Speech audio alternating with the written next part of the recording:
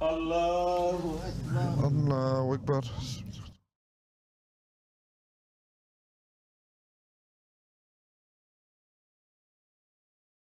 C'est Christian, 49 ans.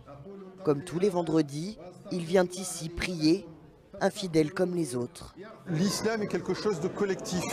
On prie ensemble. Avoir cette pensée commune, c'est quelque chose de très fort. Je pense que vous avez pu voir qu'il y avait une vraie fraternité, il y avait une vraie joie, il y avait des gens qui ont des sourires, qui sont heureux. C'est un grand moment.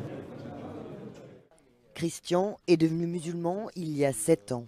Il y a plusieurs fois que les appels à la prière me donnaient la chair de poule. Ces livres sur la vie du prophète me faisaient pleurer. Il faudrait peut-être que je me pose des questions. Il se plonge alors dans le Coran.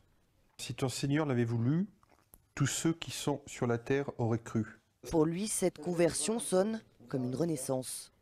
C'est mon choix, c'est ma vie, c'est mes convictions. Et puis je considère que les sensations, les émotions que j'ai ressenties, c'est aussi une forme d'appel. Que voilà, il y a un moment où il faut accepter les choses et se laisser porter. Et depuis que je suis musulman, c'est un vrai bonheur, ça a été un vrai réconfort dans des moments très difficiles dans ma vie. Car sa foi, ce cadre supérieur, la veut discrète. Ce changement de vie ne se voit pas au premier coup d'œil. Salut. Bien sûr, ses proches sont au courant. La plupart ont accepté ce choix. Frédéric est son plus vieil ami. J'ai connu en 83, pour moi c'est le même aujourd'hui. Avec, comment dirais-je, un enrichissement personnel par rapport à l'islam, mais là, une fois encore, ça le regarde.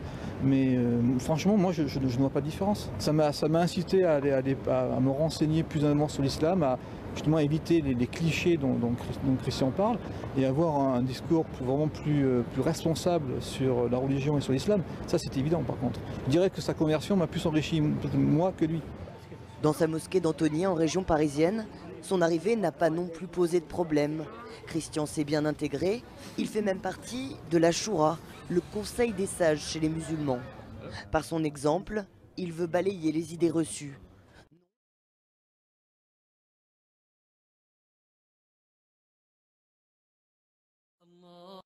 C'est des gens qui ne connaissent rien à la religion, ils sont musulmans en 3 mois, ils n'ont jamais vu un imam, ils n'ont jamais lu le Coran en entier, en 3 mois, ils n'ont même pas eu le temps de faire le ramadan. Voilà, ça n'a rien à voir avec l'islam, ils n'ont pas partagé avec les autres. On ne peut pas vivre l'islam si on ne partage pas les uns avec les autres. Prochaine étape de sa nouvelle vie, le voyage à la Mecque.